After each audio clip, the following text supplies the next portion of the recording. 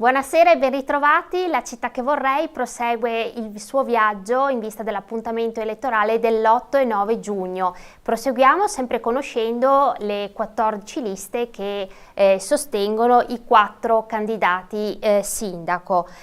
Come sempre vi diamo modo da casa di poter inviare le vostre domande via WhatsApp o via SMS al numero che vedete in sovraimpressione, che è come sempre il 348 21 11373. E iniziamo questa sera con la lista Indipendenza Veneta, che è una delle 5 che sostiene il candidato sindaco Giovanni Braido. In studio per la lista abbiamo il capolista Alberto Ceccato, buonasera. Buonasera a tutti i telespettatori. E poi il candidato Giuseppe Deitos. Buonasera a tutti. Buonasera a lei. Allora, con la lista Indipendenza Veneta abbiamo a disposizione 24 minuti. E parto da lei, Ceccato. Indipendenza Veneta ha voluto sostenere Giovanni Braido. Perché? È stata una cosa un po', così diciamo, nata, non dico per caso, ma improvvisa, nel senso che noi non abbiamo mai partecipato a una vita politica cittadina, però ci è stato chiesto se volevamo partecipare e dare una mano. Ci siamo riuniti tra di noi perché noi siamo sempre stati un po', diciamo, isolati, nel senso che abbiamo sempre cercato di lavorare da soli perché noi, con la scusa dell'indipendenza, siamo un po' degli estremisti, diciamo. Però in questo caso, dopo aver parlato tra di noi, discusso animatamente anche in alcune riunioni che abbiamo fatto, perché anche da parte nostra ci sono alcuni che non volevano avere a che fare con la politica che c'è adesso. Però alla fine siamo arrivati a un accordo anche tra tutti di partecipare perché abbiamo ritenuto che Vittorio Veneto abbia bisogno in questo periodo, in questo momento, di un rilancio, di una rinascita, possiamo dire. E abbiamo ritenuto che il candidato sindaco Braido sia la persona, secondo noi attualmente, più indicata per questo. L'abbiamo ritenuto una persona più valida perché innanzitutto è una persona di Vittorio Veneto, per cui ha le radici vittoriese, è una persona con esperienza nella politica in quanto è stato vice sindaco per 10 anni, per 2 chiamiamole legislature, con il sindaco Scottà, quindi ha un'esperienza notevole in campo politico, conosce bene Vittorio Veneto, è un libero professionista, per cui è uno che ci mette la faccia, quello che dice lo dice per lui, non è che abbia qualcuno alle spalle o che sia coperto da qualcuno, quindi quello che dice lo dice per lui. E riteniamo che il suo programma sia un programma valido, non pomposo, non promette mari e monti, ha delle indicazioni ben precise e siamo certi che farà di tutto per metterle in pratica, permettendo le disponibilità e tutto quello che c'è dopo, se sarà eletto. Quindi l'abbiamo aiutato, cerchiamo di aiutarlo nel miglior modo possibile. Noi siamo motivati, siamo decisi in quello che abbiamo deciso di fare e quindi adesso speriamo in un risultato positivo per il bene di Vittorio Veneto, perché la nostra, come si può dire, la nostra è quello di avere Vittorio Veneto di nuovo la città che avevamo una volta, una città florida, una città viva, una città invidiata anche dalle altre città del Veneto, per tutto quello che ha, per la sua storia, per la cultura, per tutto quello che c'era una volta e che in questi ultimi anni, secondo noi, è stato perso. Ecco, la lista di Indipendenza Veneta, come tutte le liste, ha un gruppo di persone, sono 16 candidati, quindi chiedo a lei dei TOS un po' questa squadra, ce la racconta? Sono un po' tutti sparsi nel territorio, sono nati a Vittorio Veneto, ora vivono nel territorio qui limitrofe, ma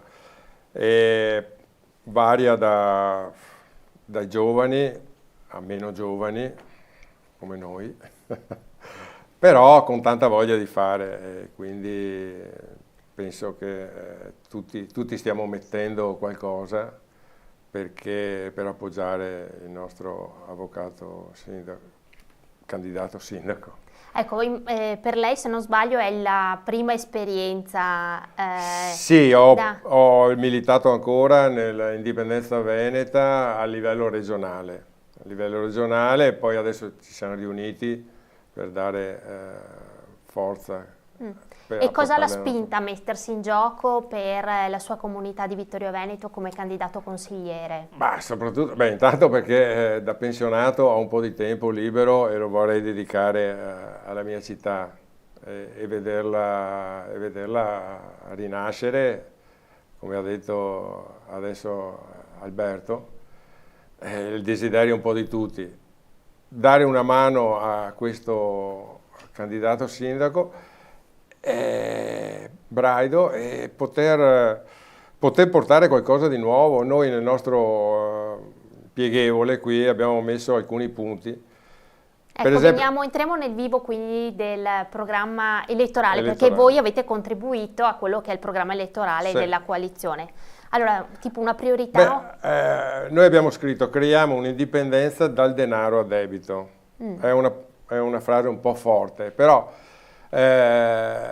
sappiamo, anzi le varie amministrazioni non sanno che si può creare e fare delle strutture e tutto senza avere il denaro a debito, e cioè indebitarsi. Noi abbiamo delle grossi lavori da fare, c'è la piscina comunale che era il fiore all'occhiello negli anni 70 ed è rimasta tale come struttura, con gli adeguamenti, ma però necessita veramente di rifarla completamente, anche perché questa struttura copre da un'utenza dai 3 anni agli 80 anni, quindi di vittoriesi ce ne sono che possono usufruire di questa. Sì. E oltre a quella anche la Villa Papadopoli, che è lì immersa nel verde e rimane lì. Noi diciamo c'è un sistema per poter affrontare questi grossi lavori senza indebitarsi tanto. Cioè, tradotto per i nostri telespettatori che chiedono... C'è un sistema che va messo in atto, abbiamo delle persone che possono aiutare l'amministrazione in questo caso e poter fare questi lavori senza chiedere soldi a debito, insomma. Ecco. Quindi una ricerca di fondi? Non proprio, però non mi allungo su questo, troppo. esatto, perché è un po' il nostro apporto che volevamo dare al sindaco Braido, insomma, ecco. Ecco, a proposito di piscine, ci arriva già da casa una prima domanda. Dice un telespettatore: Giovanni Braido ha parlato di dare priorità alla piscina, cosa che avete detto anche voi. Quindi partire subito con i lavori. Chiuderete o la sposterete? Secondo voi cosa è meglio fare? Qui c'è stato un incontro che è stato fatto alle piscine fra tutti i vari candidati sindaci e sono uscite varie proposte, varie idee, sì. Per cui c'è chi propende per spostare il tutto in un'altra area per poter costruire da capo tutto nuovo e quindi poter sfruttare al meglio le misure, gli spazi e tutto. C'è chi dice invece no, la piscina in quella zona perché attorno ci sono altre strutture sportive e quindi andrebbe bene modificata, ampliata, però rimanendo in quella sede. Là bisognerà valutare bene perché sono state portate delle idee dove spostarla, però in quelle zone c'è il rischio delle infiltrazioni di tossiche dell'area ex Carnielli e quindi là c'è il rischio, inizi un lavoro, trovi sotto i residui di scarico e quindi ti blocchi tutti i lavori. Farla dove è adesso richiede l'handicap maggiore, è quello che bisogna chiudere la struttura per un periodo abbastanza lungo e quindi questo implica per la società Nottoli che gestisce le piscine già ha avuto problemi grossi nel periodo del Covid, che sono dovuti rimanere chiusi, hanno lavorato sotto dimensione e quindi hanno avuto dei grossi problemi finanziari che sono, e questo è da togliere tanto di cappello a loro, riusciti a superarlo e andare avanti. E quindi è da valutare bene. Il nostro candidato sindaco ha lanciato l'idea che secondo lui andrebbe lasciata lì, in quella dove è la sede, adesso appunto per questo discorso di avere un polo sportivo in quella zona. Logicamente è da valutare bene, studiare i costi e tutto, quindi sicuramente è per il nostro candidato sindaco la priorità assoluta come primo intervento, perché non si può procrastinare a lungo questo, perché ci sono le nuove leggi, nuove regole, che quindi bisogna aggiornare, adattare la struttura ai nuovi regolamenti, sicurezza, e quindi è da valutare, da studiare, ma sarà sicuramente se il candidato sindaco verrà eletto, una delle priorità assolute. E dei TOS, allora ci ha anticipato il primo contributo che ha dato Indipendenza Veneta alla coalizione. Un altro contributo arrivato dal vostro gruppo qual è? A me, l'ho sottolineato e l'ho anche messo qua, diamo più valore alle nostre bellezze, nel senso che a me capita spesso capita a tutti, di fare l'autostrada Venezia-Cortina e vedere questi. Ho visto un bel poster di Collalto, mi sembra, sì, poi la chiesa di Ormelle. Lungo mi piange il cuore non vedere Piazza Flaminio, per esempio, oppure il castello vescovile, oppure Piazza Ceneda. Quindi c'è azioni semplici? Ma semplicissima, però la gente passa, vede, ci fermiamo invece prima di andare a Cortina, se non te, oppure un'altra volta, torniamo, guarda che bella piazza, è meravigliosa, perché io ho avuto modo di portare gente e rimane incantata. Quindi è una cosa semplicissima che non capisco perché finora non è mai stato fatto, e di impatto perché uno passa all'autostrada, vede questa bella immagine, gli viene anche voglia di uscire a Vittorio Veneto, insomma, ecco. Infatti c'è Asolo, il Tempio di Ormelle, dei Templari, manca proprio, con l'altro abbiamo dei gioielli qua, e da noi arrivi non c'è niente. Esatto. Quindi questo è un altro è una punto, chicca questa, uno spunto che può, però a volte ci vuole poco per farci conoscere. Certo. Intanto da casa ci è arrivata un'altra domanda, non so, dopo decidete voi chi vuole rispondere. Vittorio ha tanti quartieri, quali sono le priorità su cui investire? Quali opere pubbliche vanno fatte subito e in quale quartiere? Chiede il telespettatore.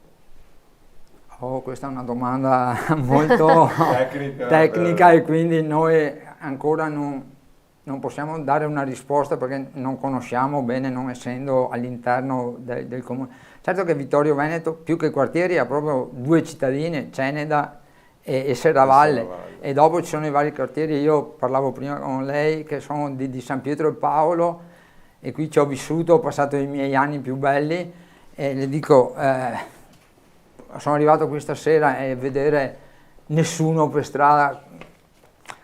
Cioè bisogna ridare vita ai nostri quartieri, come sono tanti i motivi, le possibilità, cioè sono problemi anche di natura economica, i negozi, favorire i piccoli negozi, cose che adesso stanno chiudendo un po' tutte a vantaggio della grande distribuzione, quindi quello è uno dei...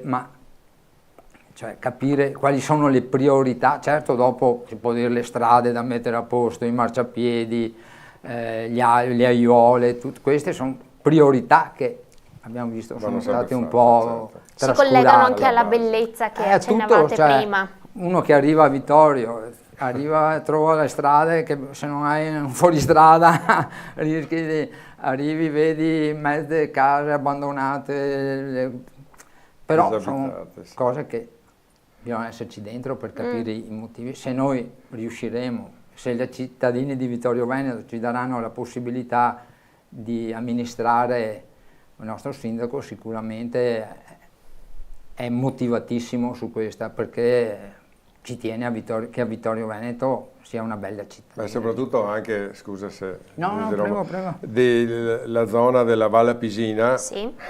che è abbandonata quasi, disabitata, per incrementare un po' anche i giovani, avvicinarsi, abbiamo dei bei laghi,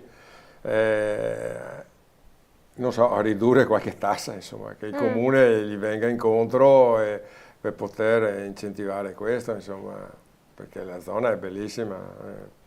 Tutta la zona di Vittorio Sì. Veneto, ci sono Beh, degli è angoli, degli meravigliosa. scorci. Voi avete parlato di giovani, però è noto anche che Vittorio Veneto abbia una popolazione con un'età media molto elevata, quindi come qualche candidato consigliere ha già ha sottolineato nel nostro studio, insomma si vive bene, si vive a lungo a Vittorio Veneto. Ecco, per quella fascia che azioni mettere in atto? Anche lì manca in centro da tanto ormai un supermercato per gli anziani. Manca perché uno deve spostarsi, sì ce ne sono tanti, però sono tutti un po' scomodi, quindi l'anziano andrebbe tutelato un po' di più, insomma, ecco. Sì, un'idea potrebbe essere anche quella del chilometro zero, dove si può trovare veramente cose buone e sane, soprattutto. Potrebbe essere un'idea, non so, che il comune si prenda carico di un negozio, di un piccolo supermercato in centro che dia lavoro anche a qualche dipendente e possa gestire un chilometro zero, ecco, diciamo così, che oggigiorno è la cosa più ricercata. Ok. Altra domanda da casa spazia sulla cultura, dice che il candidato sindaco Giovanni Braido parla di portare in auge Vittorio Veneto come città della vittoria e chiede quindi voi come pensate di agire, quale rapporto instaurare con le associazioni che rappresentano la colonna vertebrale dell'offerta culturale nel territorio? Questo è fuori di dubbio, no? Non si può fare cultura e incentivare le attività senza il supporto delle varie associazioni, che qua a Vittorio ce ne sono tantissime, tutte valide, tutte motivatissime, e quindi bisogna sicuramente cercare di una simbiosi fra noi, fra l'amministrazione e le varie associazioni, di lavorare in sinergia il più possibile. Dopo il sindaco ha parlato, il candidato sindaco ha parlato di un po' un'occasione persa, quella del centenario della vittoria, dove si potevano sfruttare maggiormente magari degli aiuti, dei contributi, delle manifestazioni che si potevano fare in città. Ormai diciamo che il centenario è un po' passato, però diciamo che la vittoria nella prima guerra mondiale è sempre uno dei fulcri. Vittorio Veneto è conosciuta in tutta Italia soprattutto per la vittoria della prima guerra mondiale. Dopo e quindi sicuramente sfruttare questa possibilità, ma anche Vittorio Veneto, c'è solo l'imbarazzo della scelta per la cultura, da tutti i vari personaggi famosi che ci sono stati, che hanno vissuto, le varie attività che sono state fatte negli anni scorsi, che sono state un po' dimenticate, tralasciate, riprendere tutte quelle attività, quelle manifestazioni, quelle attività culturali che negli anni sono state un po' dimenticate o tralasciate. Là, dopo, ripeto, a Vittorio Veneto secondo me c'è solo l'imbarazzo della scelta per fare cultura. Ok, allora dei TOS, proseguiamo, mi pare che nel volantino ci siano altre priorità. Dopo bellezza abbiamo sentito questa vostra ricetta anche per finanziare le opere. Sì. Ecco, e poi cosa... No, il era vostro appunto contributo? quel discorso là, usiamo le nostre risorse, i nostri valori per dare... Ma era quella soprattutto che dicevo anche prima del supermercato in centro e così via, insomma, ecco, questi erano i nostri punti che abbiamo messo in rilievo qui sul Pieghevole. Le vostre priorità. Esatto. Noi da venetisti come ci teniamo al Veneto, ritornare alle nostre origini, la nostra storia, il nostro passato che è millenario, e quindi diciamo ovviamente usiamo le nostre risorse e i nostri valori il popolo veneto è un popolo ricco di valori che bisogna cercare di riattivarli, rifarli rivivere.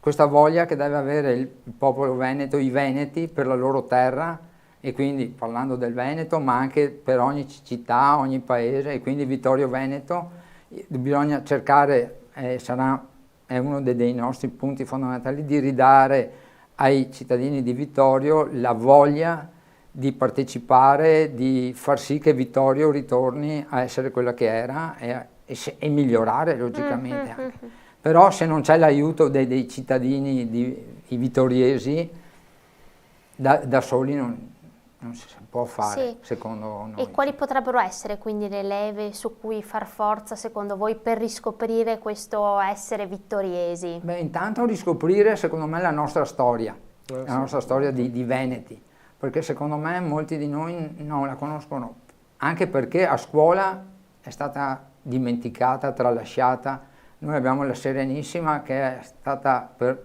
più di 1000 anni, era un esempio per tutta l'Europa, per tutto il mondo. Allora Venezia era considerata una delle città, delle nazioni, degli stati più importanti a quel tempo. Facevamo commerci con tutto il mondo.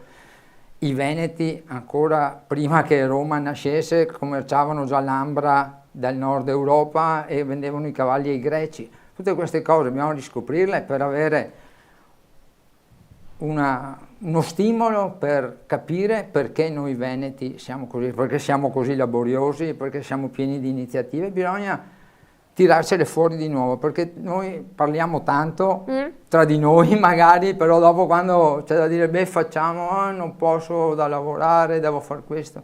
Quindi bisogna che la cittadinanza, i vittoriesi riprendano a essere parte viva della nostra città, non solo aspettare che dall'alto venga fatto questo o quell'altro, perché c'è la possibilità di fare tanto per Vittorio Veneto. E in questo, come dicevate prima della trasmissione, è stato anche un esperimento vostro mettervi a disposizione per un appuntamento amministrativo, perché è quasi un unicum a Vittorio Veneto come lista avere Indipendenza Veneta. Non è la prima volta, no, sì, è che stata a Vittorio Veneto, ma non solo. Sì, diciamo da farsi vedere in prima persona, così proprio partecipare attivamente come con il nostro simbolo, col nostro partito, diciamo, sì, è la prima volta in cui ci esponiamo proprio in prima persona. Lo facciamo aiutando il candidato sindaco Braido, perché come ho detto prima lo riteniamo valido e soprattutto la migliore possibilità che c'è per la nostra città, e quindi è un'esperienza nuova per noi, affascinante, ma soprattutto anche per farci conoscere che non siamo gli estremisti, perché tanti pensano i venetisti come quelli del tanco, quelli che vogliono sfasciare tutto. Non è assolutamente vero. Noi ci interessa che il Veneto, e in questo caso Vittorio Veneto, riprendano la loro autonomia, e anche questo è uno dei nostri capisaldi, perché abbiamo la possibilità, le capacità di autogestirsi, di fare, e quindi speriamo che i cittadini vittoriesi ci diano una mano a questo, anche perché uno dei nostri motivi per cui ci siamo messi in gioco è anche quello di cercare di riportare tutti quei cittadini e soprattutto i giovani che si sono un po' disinnamorati della vita pubblica, della vita politica, o non vanno a votare o non partecipano tanto, o non serve a niente, ci dicono. E quindi il nostro sforzo che stiamo facendo adesso è quello di cercare di riportare questi giovani e anche le persone che già vediamo che a livello nazionale c'è un calo dell'affluenza, la gente è disaffezionata, e noi uno dei nostri motivi principali per cui stiamo cercando di dare una mano così è quello di riportare tutte queste persone che altrimenti sarebbero perse, e tutta una forza che viene abbandonata a se stessa. Sono le 21:24, quindi siamo in chiusura, e chiedo come sempre, l'ultima domanda è: perché votare la lista Indipendenza Veneta l'8 e il 9 giugno? Dei TOS vuole Beh, andiamo a votare intanto per l'Indipendenza Veneta perché siamo carichi, siamo molto motivati per dare una mano al candidato sindaco Braido e dare dei nuovi spunti, un aiuto. Anche questo io ribadisco ancora, quell'indipendenza dal denaro a debito è importantissima e pochi lo sanno. C'è un sistema per farlo e noi siamo qua, se ci chiedono li aiuteremo e siamo ben felici di farlo, insomma, ecco, per la nostra città soprattutto. Grazie dunque alla lista Indipendenza Veneta, qui rappresentata dal capolista Ceccato e dal candidato dei TOS. Grazie a voi. A tutti. Ricordo, l'Indipendenza Veneta sostiene il candidato sindaco Giovanni Braido. Noi ora ci fermiamo per una breve pausa e poi ritorniamo con una nuova lista che è Forza Italia. A tra pochissimo.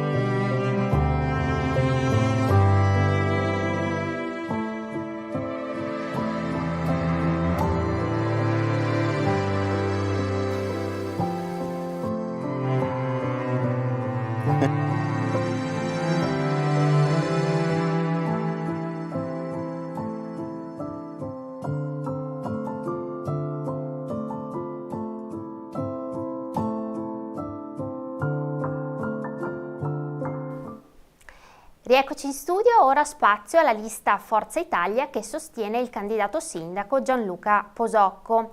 E qui in studio per Forza Italia abbiamo il capolista Paolo Sant'Antonio, buonasera. Buonasera. Accompagnato dal candidato sindaco Gianluca Posocco. Buonasera. Anche a lei. Allora, il Forza Italia è una delle 3 liste che sostiene il candidato sindaco Posocco e questa sera con loro abbiamo a disposizione 40 minuti. Come sempre da casa potete commentare, inviarci i vostri messaggi al 348 2111 373 via SMS o WhatsApp. Parto da lei, Sant'Antonio, perché Forza Italia ha deciso di sostenere Gianluca Posocco. Beh, qua potrebbe aprirsi una discussione di varie ore, ma cerco di rispondere con una risposta, diciamo, lampo. Ma sostanzialmente i vertici politici sezionali, provinciali e anche regionali di Forza Italia hanno deciso per una situazione politico-strategica di appoggiare di fatto la lista Tony Darè e Gianluca Posocco sindaco. Quindi è stata una decisione, diciamo, concorde dei vertici del partito e politico-strategica, diciamo. Sì, ecco, quindi non era scontata a Posocco questo appoggio di Forza Italia, anche perché a Vittorio Veneto il centrodestra fino alle passate amministrative è sempre stato unito. Quindi lei questo appoggio ricevuto dal partito forzista come lo ha accolto? Beh, mi fa tanto piacere, li ringrazio perché è un bel supporto e soprattutto hanno creato una lista fatta veramente da professionisti che stimo e quindi mi sento anche da loro una grande energia dovuta anche alla loro lista. Ecco, proprio lei parlava prima dei vertici Sant'Antonio del partito, in un incontro pubblico il coordinatore vittoriese di Forza Italia, Giuseppe Maso, ha dichiarato che voi siete quelli che più hanno creduto e anche rischiato per sostenere Posocco. Perché? Certo, perché, voglio dire, politicamente, diciamo, il centrodestra è sempre stato centrodestra organico, con le 3 liste Forza Italia, Lega, diciamo, e Fratelli d'Italia unite. Quindi evidentemente qua a Vittorio Veneto è successo un qualcosa di diverso e quindi, però, voglio dire, adesso io mi fido, ovviamente, sono da Forza Italia in 10 anni, mi fido dei vertici politici del nostro partito, hanno fatto i loro ragionamenti di tipo politico e quindi cioè io continuo, faccio il 3° mandato, mi sono candidato per il 3° mandato, quindi evidentemente sono a disposizione del partito, ma soprattutto sono a disposizione dei cittadini di Vittorio Veneto, sinceramente. Il mio scopo è quello di riuscire a, con le mie possibilità, di poter, se sarò ovviamente votato e se passerò, ecco, di poter dare il mio supporto, come ho dato in questi 10 anni, per risolvere i molti problemi della città di Vittorio Veneto a piccoli passi, insomma. Ecco, accennava adesso, insomma, lei è consigliere comunale uscente, il presidente del consiglio comunale. E nella squadra di Forza Italia c'è ad esempio un consigliere comunale uscente, poi ci sono volti nuovi, uomini e donne. Ci fa una breve descrizione della squadra di Forza Italia? Allora, faccio una breve descrizione, no? Partendo dal sottoscritto che, come le dicevo, oltre ad essere stato 10 anni consigliere comunale, io ho avuto un'esperienza di segretario dell'UDC negli anni 2000-2001, dove qua c'era rappresentato anche allora il centrodestra organico con il deputato Luigi D'Agro, con cui sostanzialmente sono cresciuto. Ho fatto 5 anni con Gianluca Posocco in opposizione, i primi 5 anni, e poi ho fatto 5 anni in maggioranza, dove ho ricoperto la carica di Presidente del Consiglio Comunale.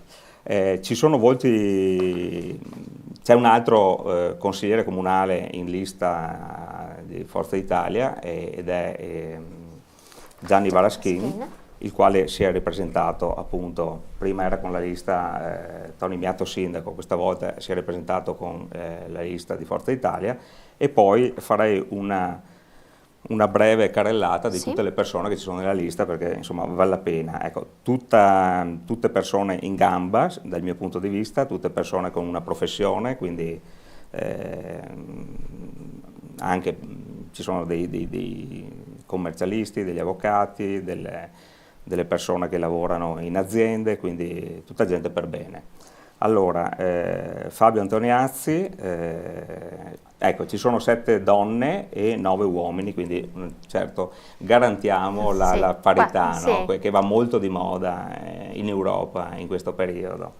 Quindi Fabio Antoniazzi, Edi Bacichetta, Stefania Bulgarelli, Mirko Campodall'Orto, Ilenia Dalozzo, Antonio Daros, Piero Denardi, Loris Fava, Tommaso Foiadelli, Monica Pagotto, Gianni Piccin, Eva Pivetta, Stefania Possamai, Graziella Talamini e, ho già detto, Gianni Valaschin. Se poi lei vuole possiamo fare un attimo un escursus sulle varie persone, ma siccome abbiamo poco tempo magari ci concentriamo direttamente sulla... Sì. Allora, Posocco, lei è stato già più volte ospite qui nei nostri studi alla Città che vorrei. Come sta proseguendo questa campagna elettorale? Beh, una campagna elettorale intensa. Adesso siamo arrivati a 2 settimane dal voto, adesso iniziamo veramente a correre ancora di più con degli appuntamenti elettorali importanti. Domani sera incontriamo tutte le associazioni vittoriesi e mercoledì sera apriamo la Cerruti alle 18:30 per far vedere lo stabilimento che era e che poi diventerà, come sapete, ci sarà una nuova attività che darà lavoro a 150 persone e parleremo di futuro del Vittorio Veneto. E poi inizieranno una serie di incontri, la gente ci ascolta, sono contento, ci dà consigli, qualcuno si lamenta per le solite cose, ma bene, sta andando bene. Entriamo un po' nel vivo del programma elettorale. Come ha contribuito Forza Italia al programma elettorale della coalizione a sostegno di Posocco? Ecco, qual è una delle vostre priorità a Sant'Antonio? Beh, diciamo che il lavoro che è stato fatto è stato un lavoro di complesso tra i tre schieramenti, tra le 3 liste, in cui ognuno ha portato un contributo e ovviamente poi si sono messi insieme i contributi di tutte. Le problematiche, cioè le idee che ci sono per Vittorio Veneto, ce ne sono tante, molte. Ecco, dal mio punto di vista e nei programmi generalmente si toccano tantissimi argomenti, no? Che poi magari sono poco concreti. Per quanto riguarda, posso dirlo, noi due che siamo 10 anni all'interno del comune, sappiamo esattamente, almeno dal mio punto di vista, quali sono le cose concrete a cui metter mano. Allora, tipo io ho stilato una serie di 10 punti, no, che sono punti che si intersecano col programma generale. Posso andare a dirli velocemente perché tanto sono dei punti concreti. Uno dei primi punti su cui noi almeno vorremmo mettere mano e far partire è ad esempio il discorso dell'ex Carnielli. Là ci sono stati 5 anni di stallo, per cui dal mio punto di vista io dico, quando parlo delle persone, con delle persone dell'ex Carnielli, dico sempre basta accenderla, no? Ci sono delle persone da mettere attorno a un tavolo e il compito principale sarà quello del sindaco, speriamo che sia Gianluca, metterle insieme ma anche con delle direttive ben precise. Non si possono mettere insieme le persone e lasciarle, no, giocare. Bisogna metterle insieme dando delle prospettive, delle direttive. Questo è il compito del sindaco e soprattutto. Ecco, il candidato sindaco cosa ci dice a riguardo? Cioè effettivamente può il comune agire con forza su una proprietà che è privata? Sì, abbiamo le idee chiare, con Paolo ci siamo confrontati tanto, l'abbiamo detto l'altra sera, eravamo in una riunione insieme, le idee sono chiare per partire con l'ex Carnielli. C'è da trovarsi intorno a un tavolo e come amministrazione, come sindaco, c'è da prendere una decisione. sappiamo quello che dobbiamo fare e quindi sarà senz'altro un lavoro da fare tra i primi e far partire questo intervento. Poi, se non sbaglio, tra i 10 punti c'è anche la questione dell'ospedale, che è un tema caro ai cittadini di Vittorio Veneto. Sì. Allora, proprio sulla questione dell'ospedale, visto che tutti si stanno scatenando sull'ospedale, è palese che in questi ultimi anni l'ospedale è stato depotenziato. Certo, nessuno fa promesse, come ho scritto anche da qualche parte. Nessuno dei politici può fare delle promesse riguardo all'ospedale, porteremo questo reparto, sposteremo quest'altro, perché rischiano di essere degli slogan elettorali. Quello che può fare l'amministrazione comunale è partecipare ai tavoli congiunti con la direzione generale dell'UIS, con la regione, che sono i deputati, no? L'azienda USL, c'è un direttore generale, voglio dire, è la regione che gestisce la US. Sostanzialmente quello che può fare il comune è quello di partecipare ai tavoli congiunti, cosa vuol dire? Conferenza dei sindaci, partecipare attivamente, andare dal direttore generale, instaurare un certo tipo di rapporto, un tipo di rapporto di scambio di informazioni. Ecco, questo deve fare il sindaco sempre, no? Evitiamo di dire in campagna elettorale, insomma, che si può fare tutto. Questo mi sento di dire riguardo al futuro dell'ospedale, quindi una maggiore incidere in modo più... Sì, guardi, dal mio ecco, una cosa che mi stavo dimenticando che è molto importante, quello che noi abbiamo fatto, metto insieme, è per esempio il sottoscritto lo ha fatto come presidente del Consiglio Comunale e queste sono le azioni che contano, non altre.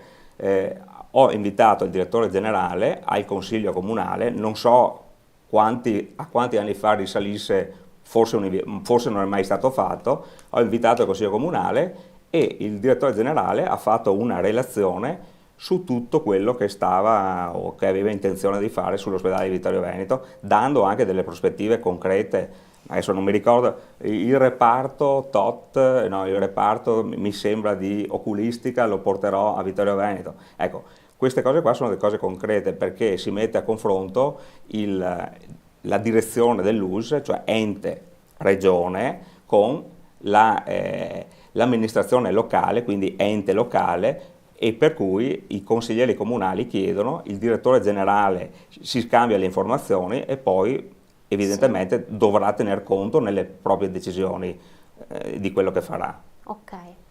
Allora abbiamo sentito da Sant'Antonio tra le priorità ex Carnielli, ospedale, e chiedo a lei Posocco quale altro contributo è arrivato alla coalizione da Forza Italia e che lei ha accolto con favore. Forza Italia abbiamo dialogato tanto, al di là che anche loro riconoscono il problema che bisogna dare una sistemata da un punto di vista del decoro cittadino, ormai lo diciamo tutti, lo dicono tutti, e appunto anche con Paolo, che siamo 10 anni che siamo all'interno del Consiglio Comunale con diversi compiti, lo sappiamo, e mi è molto piaciuto con loro il discorso sull'urbanistica, quindi partendo dalla visione di città, che con loro mi sono trovato veramente bene. Lo ripeto, la visione della città è una città che adesso ha 27.000 abitanti, dobbiamo, con il calo demografico, dobbiamo fare in modo di attirare persone da fuori. Quindi con Forza Italia ho avuto proprio anche l'input, dialogando con loro per estendere il programma, di fare delle operazioni per attirare le giovani coppie. Quindi con loro abbiamo discusso dalla proposta dei 150 euro al mese per 2 anni a chi si trasferisce a Vittorio per le persone sotto i 36 anni, a una visione complessiva di viabilità. La bretellina, tutti d'accordo, da Forza Italia è arrivata la visione del collegamento migliore da Ceneda all'area industriale, che non è solo bretellina, ma tutto il quartiere che si riversa per andare a lavorare in zona industriale ha bisogno di una viabilità migliorativa, e tutta una serie di interventi anche a favore di tutte le attività produttive. Ok, nel frattempo da casa ci arrivano le prime domande. Sant'Antonio, e chiedo a un telespettatore, com'è stata l'esperienza da presidente di Consiglio Comunale? Ci traccia velocemente un bilancio di questi 5 anni? Beh, positiva, ovviamente, sono rimasto molto contento di questo tipo di esperienza, mi sono anche divertito.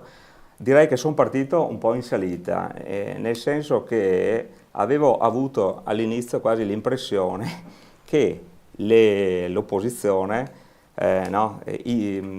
avesse nei miei confronti un po' di un atteggiamento, no? Un po' di confronto pesante. Perché? Perché in passato, dal mio punto di vista, adesso li vedevo come dal punto di vista di un consigliere comunale, i presidenti del Consiglio hanno sempre avuto un ruolo, io lo chiamo di cinghia di trasmissione della Giunta, che non è un ruolo corretto, cioè il sesto assessore aggiunto non è un ruolo corretto. Allora ho cercato, sempre nei limiti, con le mie possibilità di persona e di come sono fatto, eccetera, di tenere un atteggiamento equo nei confronti di maggioranza e minoranza. E alla fine mi sembra di aver, sempre non vorrei essere presuntuoso, di aver raggiunto abbastanza questo tipo di configurazione del Presidente del Consiglio, con la stima anche delle opposizioni. Ecco. Sì, ha avuto dei problemi con qualche consigliere di maggioranza, poi perché appunto era molto super partes. Ho apprezzato il lavoro, questo tipo di lavoro da parte di Paolo. Sì. Ecco, una domanda per lei ora, Posocco, sempre da casa. Sì. Manutenzione ordinaria. Lei ha spesso parlato di attività ovvia, nel recente dibattito l'hanno attaccata dicendo che lei rappresenta la giunta uscente con un disavanzo di cui non ci si deve vantare. Se fosse eletto sindaco, come intende ovviare a questo problema? Partirebbe subito con una campagna per il decoro urbano? In che modo?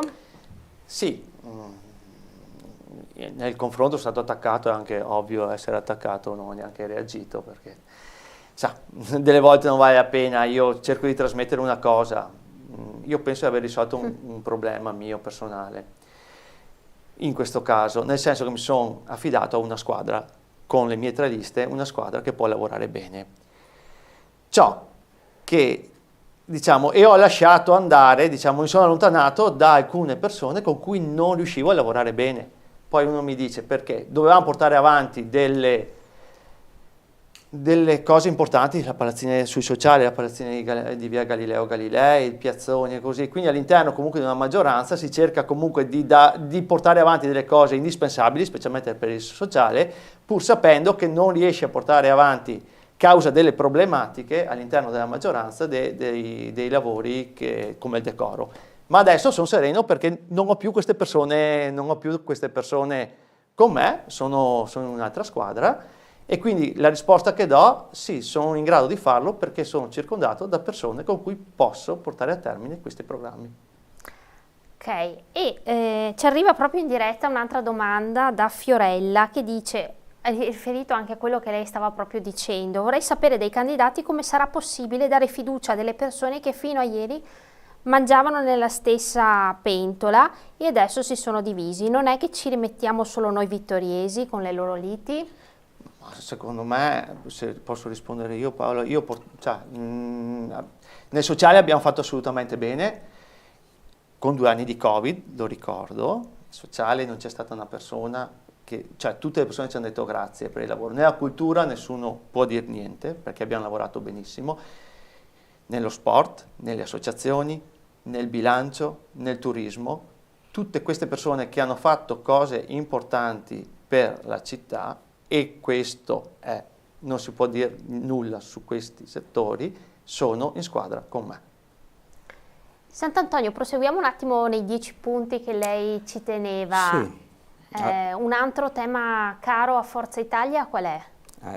Qua ce ne sono tanti, ma posso dire, ad esempio, avendo bazzicato per i corridoi del municipio, allora mi sono accorto molte volte che c'è un po' di aria pesante, stanchezza, no? Aria stantia. Allora, il mio punto di vista è che all'interno, e ho potuto constatare con mano, che ci sono delle professionalità. Io lavoro in un'azienda privata, quindi voglio dire, venendo nel pubblico c'è sempre questa alea, no, di incertezza devo dire che ho trovato delle professionalità ottime in comune, solamente un po' forse stanche. Allora, proponevo, nelle aziende private ogni 6 mesi c'è una ristrutturazione, adesso non dico che bisogna arrivare a un giro di poltrone ogni 6 mesi, però ogni tanto, quando nelle aziende c'è stanchezza, non si fanno i risultati, per 1000 motivi, perché il mercato varia, perché abbiamo degli interlocutori diversi, beh, perché non farlo anche nelle aziende pubbliche? Il personale è di prima qualità, questo ve lo garantisco perché ci ho lavorato direttamente con dirigenti, funzionari, impiegati e sono di altissima qualità, solamente che probabilmente c'è da riassettare un po' il personale. Ecco, questa è una cosa che se io fossi l'assessore al personale, no, non lo sarò, ma in un ipotetico sogno, no? Sì. Ecco, sarebbe una cosa secondo me da lavorare sopra, da lavorarci sopra. Vedo che fa cenno di sì Posocco con la testa, quindi un input insomma che avete recepito. E poi da casa ci arriva una domanda sul tema della sicurezza. Dice in questo frangente, questo telespettatore dice che gli altri candidati hanno parlato di pochi vigili in giro. Cosa ne pensate voi? È solo una questione di persone, chiede, quindi di sorveglianza, o servono anche le telecamere? Beh, intanto da cosa stamattina proprio sono andato dal comandante dei vigili. Un altro fattore che teniamo meno in considerazione è l'aumento esponenziale della burocrazia per le forze dell'ordine in generale. Parlavo proprio col comandante, mentre fino a 10 anni fa bastava un vigile per, diciamo, la burocrazia, adesso ci tocca mettere 3 o 4 vigili per portare avanti tutte, diciamo, le carte. Questa è una cosa da tenere in considerazione a più ampio spettro, cioè è un problema che riguarda tutti i comuni, però l'aumento esponenziale della burocrazia è un fattore di cui bisogna tener conto, al di là che poi c'è il sottorganico, al di là di tutte queste cose, e senz'altro le telecamere, il piano telecamere da 700.000 euro aiuta a dare una mano alle forze dell'ordine, poi ci vuole anche tanto altro, insomma. Certo, Posso prego. aggiungere una cosa? Cioè io non voglio fare il mestiere degli altri, cioè del comandante dei vigili sicuramente, e lo sa fare bene. In aggiunta a quello che dice il collega Posocco, forse ci dovrebbe essere una presenza maggiore dei vigili sul territorio, dal mio punto di vista. Guarda, lo dico io che sono il figlio di un vigile urbano. Io mi ricordo che mio padre partiva in bicicletta e camminava a piedi in giro per il centro, eccetera. Allora, la presenza istituzionale di una persona in divisa è un deterrente a 1000 cose. Allora, forse, ecco, però lascio poi al comandante, certo mi rendo conto, no, della difficoltà con poco personale, della burocrazia che aumenta. Un giorno mi trovavo col comandante, no, mentre c'era una persona da identificare, eccetera, insomma in 4 vigili hanno perso mezz'ora, una volta non succedevano queste cose qua, evidentemente sta prendendo molto tempo anche loro, però una maggior presenza di vigili sulla strada, dico io, e meno in automobile sarebbe auspicabile, ecco. Ok. Proseguendo, altre priorità per Forza Italia? Allora, sì, ad esempio,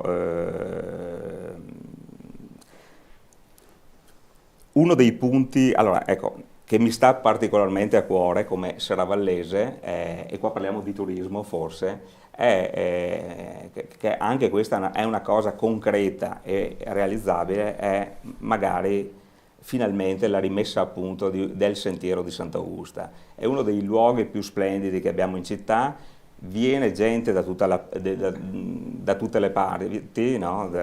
Da Venezia, eccetera. Io tra l'altro sono un camminatore come lo è Gianluca, troviamo gente di tutti i tipi in giro per le nostre colline. Ecco, un sentiero di Sant'Augusta, oltre che essere importante anche da un punto di vista di significato per noi cittadini di Vittorio, seravallesi, che è un punto di riferimento spirituale, ma rimettere il sentiero a posto potrebbe essere veramente una forte attrattiva per la città di Vittorio Veneto. Ecco, questo è una cosa che...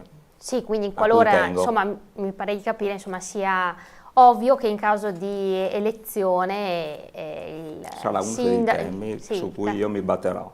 Ecco, Sì, porterà tra l'altro, avanti quanto l'amministrazione Miato uscente ha tra l'altro avviato. con Paolo ci siamo battuti, sì, non è una promessa solo elettorale, cioè ci siamo battuti nell'ultimo periodo proprio per, mi ricordo, nelle nostre riunioni anche di maggioranza, sottolineare il fatto che ci sono decine di migliaia di persone che vanno a Sant'Augusta tutti gli anni, veramente c'è tanta gente e palesemente in degrado quel percorso. Avevamo trovato anche ci siamo arrivati molto vicini. Siamo arrivati molto vicini, con l'ultimo consiglio comunale non ce l'abbiamo fatta perché non avevamo più la maggioranza, quindi ci avrebbero votato contro, altrimenti sarebbero già in bilancio i soldini. Sì. Sì, allora, guardi dottoressa, questo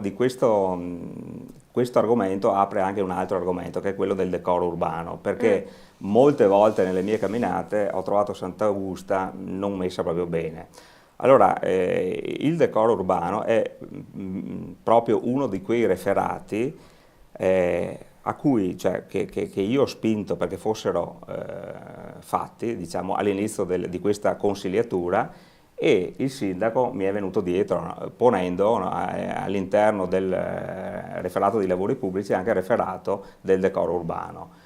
Col decoro urbano si intende anche la segnaletica stradale, orizzontale, verticale e tutto quello che ci va dietro. Cioè, sicuramente Vittorio Veneto ha la necessità di un remake, un maquillage su tutta la città, indistintamente, perché veramente questo è uno dei... Quindi dice si è fatto poco in questi anni? Diciamo che posso anche dire tranquillamente non come avrei voluto io. Ecco. D'accordo. Lei ha anche espresso chiaramente, Sì. assieme ai consiglieri Gomiero quella volta, e Maraschin, ci sei espresso come doveva esprimersi. Assolutamente, giustamente il vice sindaco Posocco mi ricorda che il sottoscritto ai tempi ha votato una mozione proposta dalla Baliana in cui insomma si faceva riferimento al decoro urbano che doveva essere un po' di più insomma incentivato, e io l'ho votata insieme al consigliere Maraschin e al consigliere Gomiero. Certo.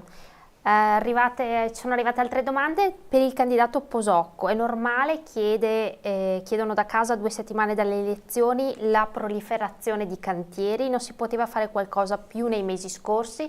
E sempre sullo stesso argomento, possibile che solo oggi si stiano sistemando e pulendo le fontane? Non si poteva fare prima? Ha ragione, ha perfettamente ragione. Cioè, veramente... L'ho detto, l'ho ridetto, ho cercato di non fare polemiche su questo fronte, però ricordo bene, mi hanno detto, hai 9 milioni l'altra sera al confronto, hai 9 milioni la fermi. Sì, sono 9 milioni con tutti i lavori assegnati. Cioè non sono 9 milioni fermi là, no, sono 9 milioni che hanno nome e cognome dei lavori da fare. Nel 2023 c'erano i famosi 50.000 euro per la pulizia delle fontane. Se voi andate a controllare il bilancio sono andati in avanzo e quindi poi abbiamo dovuto ripresentarli. Quindi sì, questo telespettatore ha ragione, ripeto sempre, è una questione di organizzazione e programmazione delle cose. Ci sono un sacco di lavori finanziati che il prossimo sindaco si troverà da fare per poter partire, purtroppo non abbiamo avuto la capacità di farli partire. Uno dei motivi per cui comunque io ho preso un'altra strada. Certo.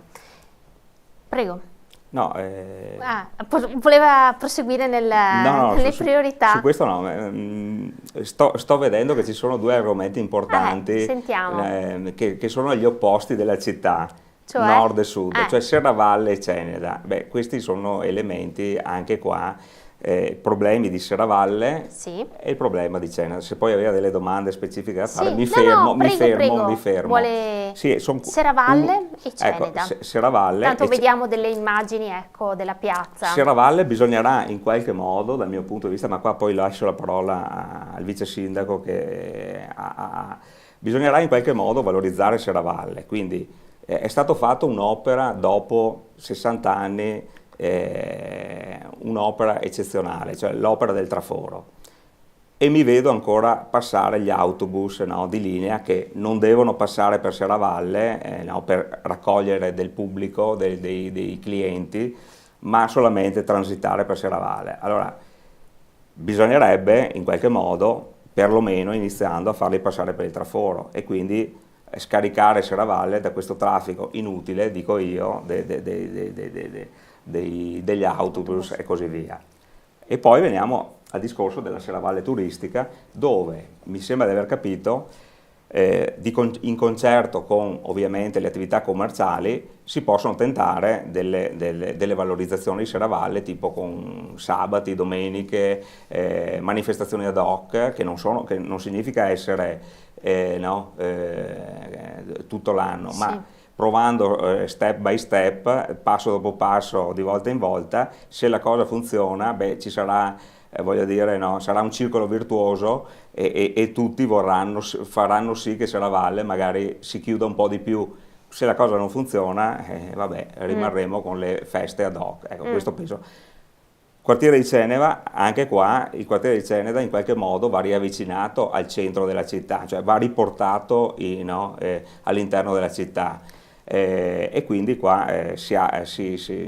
qualcosa bisognerà fare.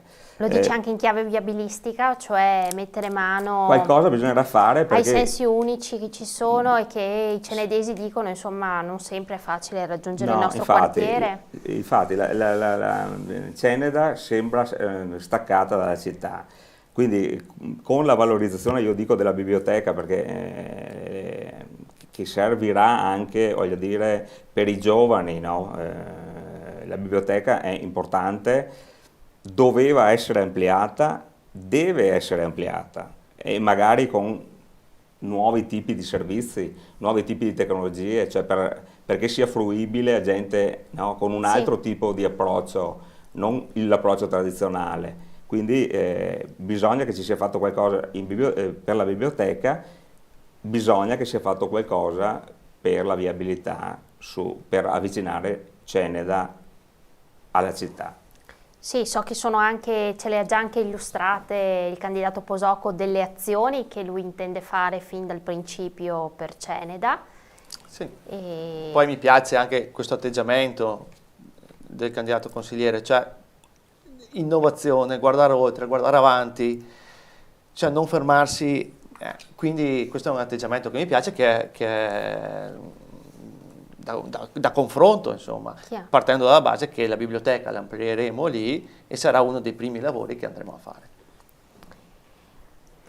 Arriva una domanda, chiede: qualora non doveste arrivare al ballottaggio, come vi comporterete? Ecco, è difficile da dire, ma la politica è l'arte del possibile, delle cose possibili, quindi mai dire mai, vedremo nel momento opportuno cosa fare. Certo, a me piacerebbe, voglio dire,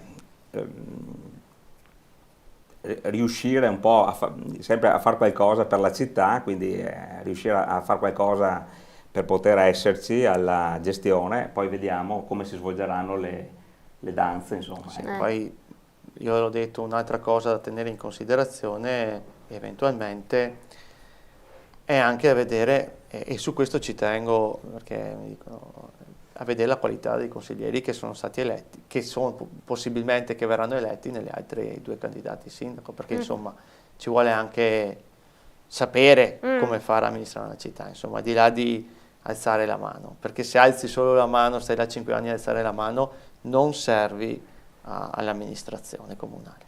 Quindi insomma il primo obiettivo è arrivare al ballottaggio sì, poi si vedrà, perché insomma ci sono 1000 condizioni poi che si intersecano. Certo.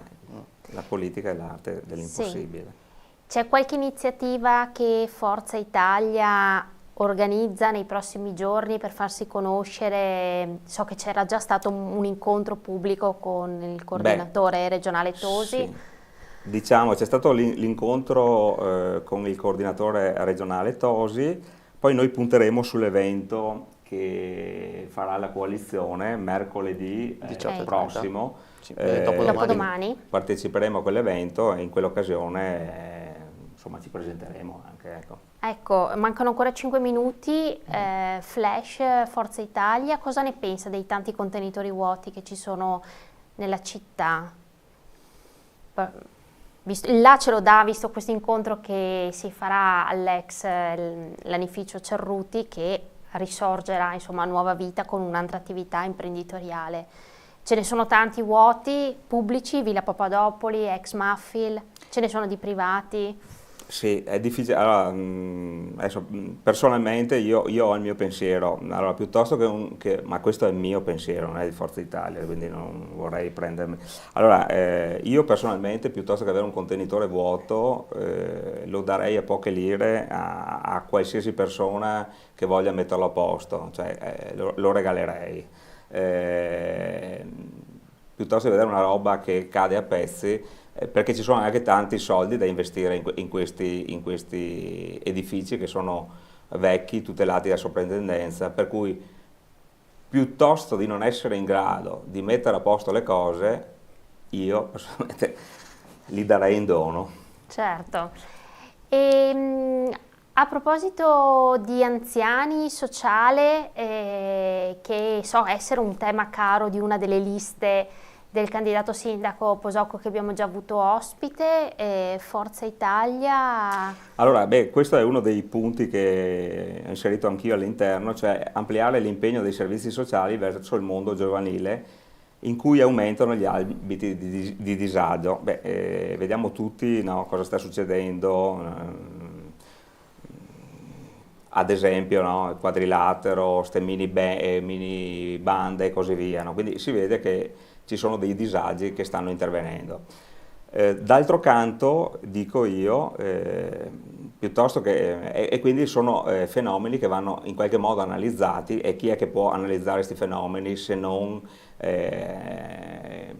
il Dipartimento degli assistenti sociali? Quindi sicuramente magari un po' di più appoggio o potenziamento al Dipartimento dei servizi sociali, dal mio punto di vista andrebbe studiato, andrebbe fatto. Ok. Posocco, ci arriva da casa una domanda: cultura, eventi. Il 2023, come avete rimarcato, ha portato tanti eventi, ma cosa vorresti aggiungere per implementare l'offerta turistica ai visitatori? Eventi tanti, adesso so che si partirà con la valorizzazione della figura di Lorenzo da Ponte e questo creerà un evento che partirà credo con fine estate e autunno, ma un evento internazionale che porterà a Vittorio Veneto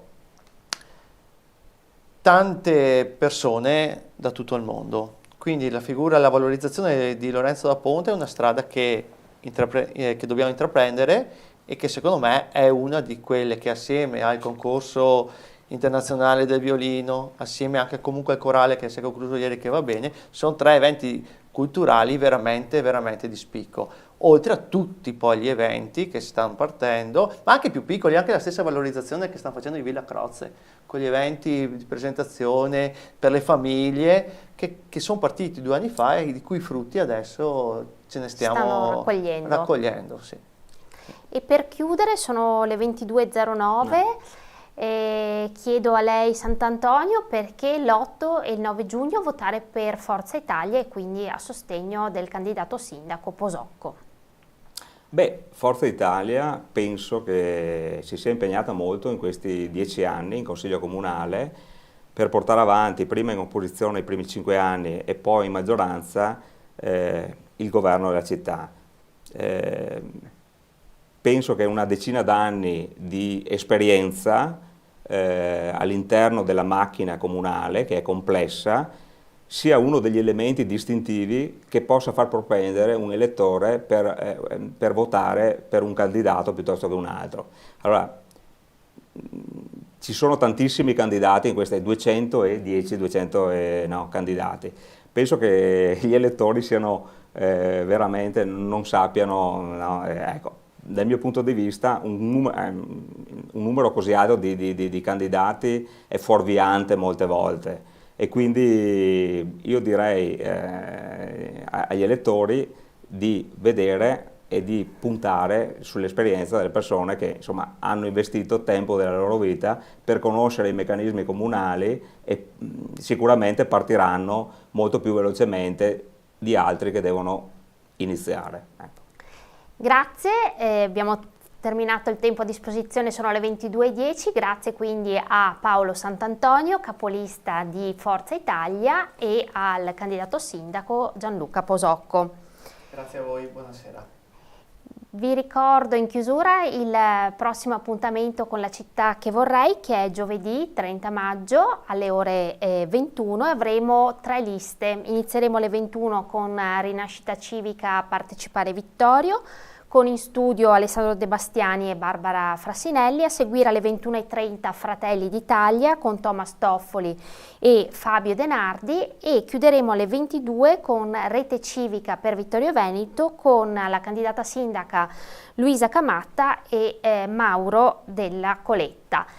È tutto, ringrazio come sempre Federico Campodall'Orto alla regia e ci rivediamo giovedì alle 21. Buonanotte.